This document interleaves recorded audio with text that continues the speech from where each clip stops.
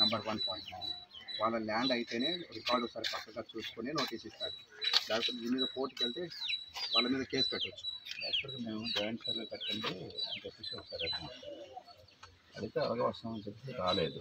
Right. అయితే course ఇప్పుడు railway అవనియండి, లేకపోతే మనది అవనియండి, ఏది అవనియండి, ఇప్పుడు ప్రస్తుతానికి మన రిక్వెస్ట్ ఇక్కడ ఉన్న వీళ్ళని ఇలాగే ఉంచండి, ఇలాగే ఉంచి దీనికి సబ్స్టిట్యూట్ ఒకవేళ రైల్వేది అనుకోండి సార్, మన గవర్నమెంట్లో ఏంటైతేనా రైల్వేకి ఇచ్చేసి దీనికి డిస్టర్బెన్స్ ఉండదు కదా అనేది మన కంటెంట్.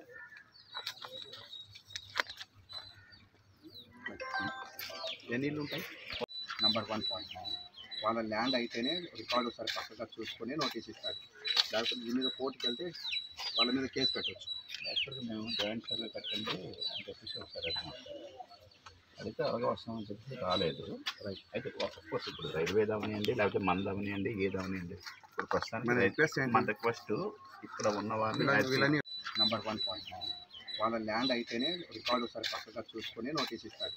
లేకపోతే దీని మీద కోర్టుకి వెళ్తే వాళ్ళ మీద కేసు పెట్టవచ్చు.